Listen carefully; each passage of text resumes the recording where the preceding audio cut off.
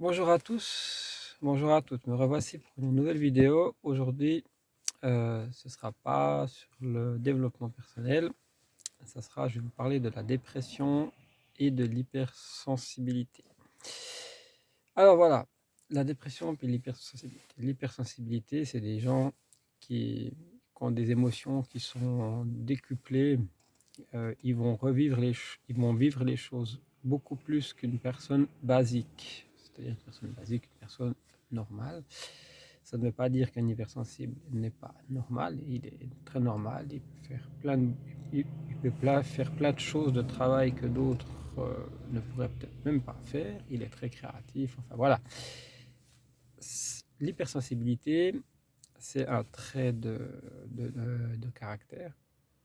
Euh, qui peut venir depuis plus jeune ou qui peut venir suite à un traumatisme. Voilà. La dépression et l'hypersensibilité en même temps. Qu'est-ce que ça donne?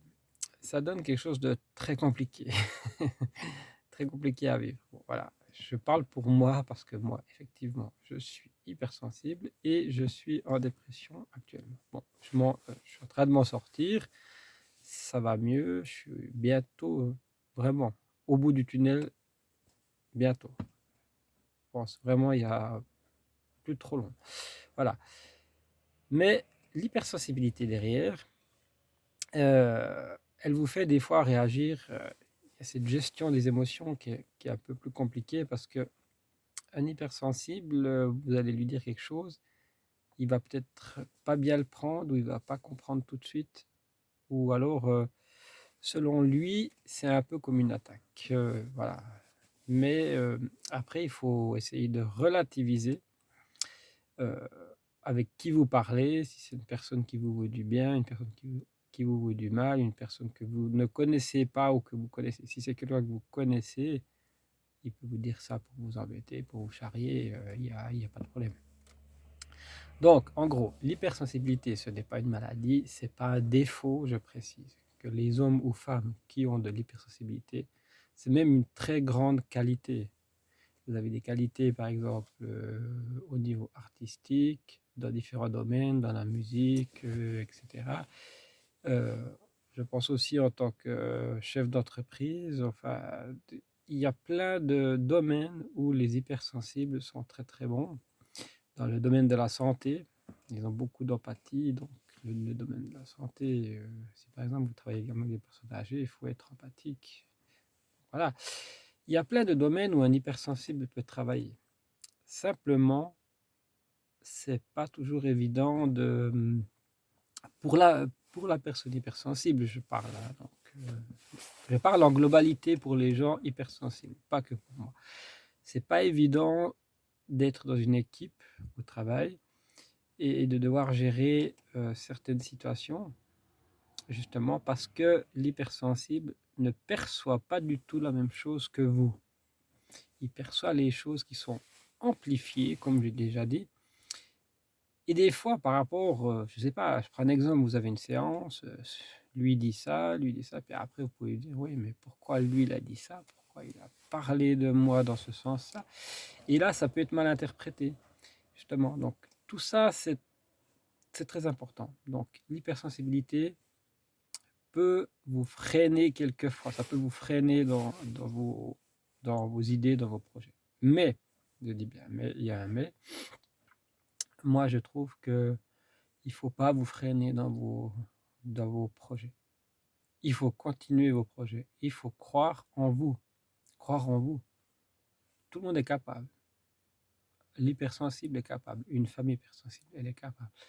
Vous êtes tous capables. Tous mes abonnés qui me suivent, là, je pense, s'ils ont un rêve qu'ils n'ont pas réalisé, ils sont capables de le faire. Je suis persuadé. Je suis persuadé de ça. Simplement, je voulais un peu vous parler des traits de caractère de l'hypersensible, ce que ça donne dans la vraie vie, un hypersensible, et la dépression. Alors maintenant, je vais venir sur un peu la dépression, globalement sur la dépression, parce que c'est très vaste. Alors, la dépression, ça ne se soigne pas comme un rhume, comme dirait un chanteur connu. C'est vrai, ça prend du temps, énormément de temps. Alors, chez certaines personnes, ça peut prendre 1 mois, 2 mois, 3 mois, mais 1 mois, j'y crois pas, c'est rare. Je dirais en moyenne 6 mois. Déjà 6 mois, voire une année, voire plus, voire 2 ans, 3 ans, 4 ans et plus.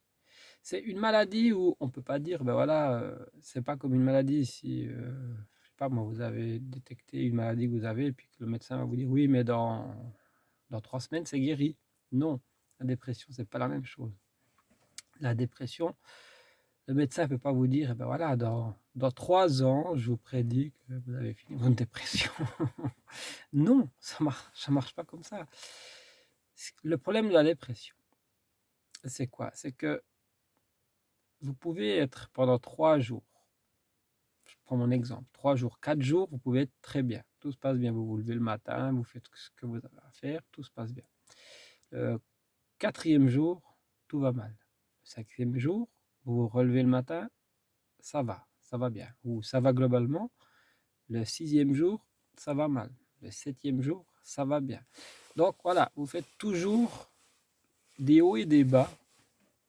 Alors, vous ne savez pas pourquoi, oui et non. Alors, vous savez le problème, vous le connaissez quand vous êtes en dépression, ça c'est clair. Vous savez que s'il y a de la fatigue, il y a des conséquences par rapport à ce que vous avez vécu, et ça c'est sûr, ça c'est une certitude, c'est par rapport à ce que vous avez vécu.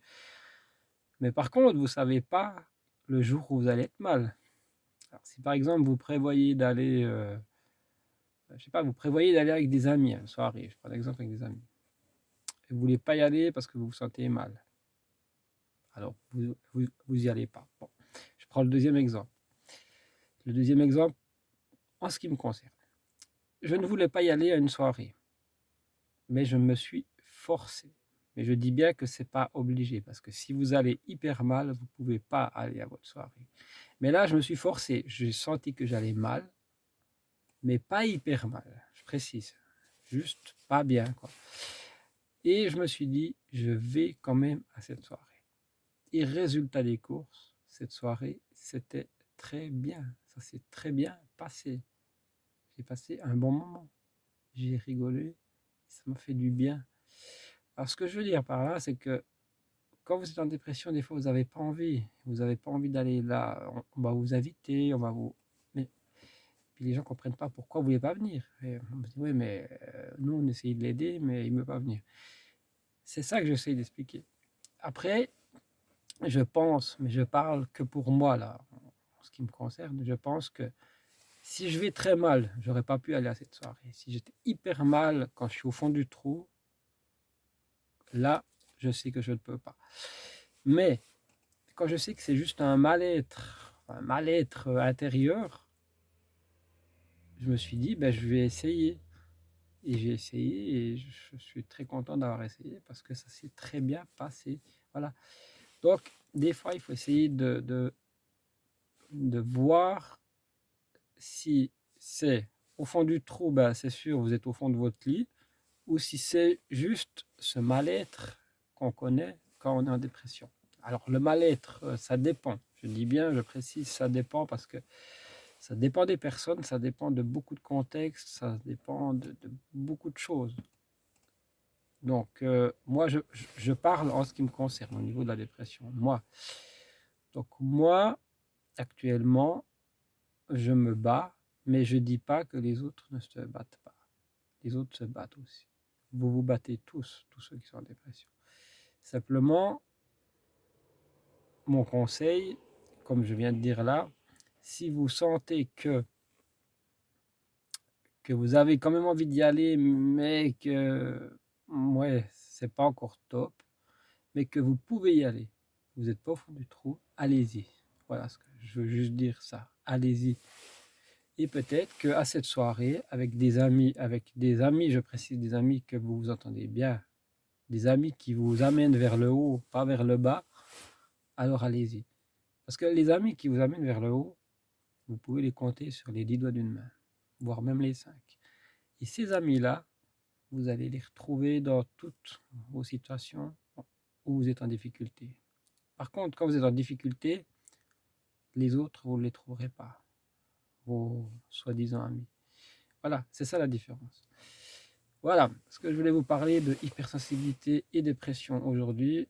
C'est la vidéo est un peu plus longue, mais voilà, j'avais envie de vous parler de ça et de vous faire comprendre que des fois je rigole avec vous, je fais des blagues, tout, mais des fois c'est pas drôle pour moi, mais je suis pas le seul. On est beaucoup dans ce cas-là. Voilà, merci beaucoup à tous et à toutes, et on se retrouve demain pour une vidéo sur le pervers narcissique. Je vous aime tous et toutes, vous êtes tous dans mon cœur.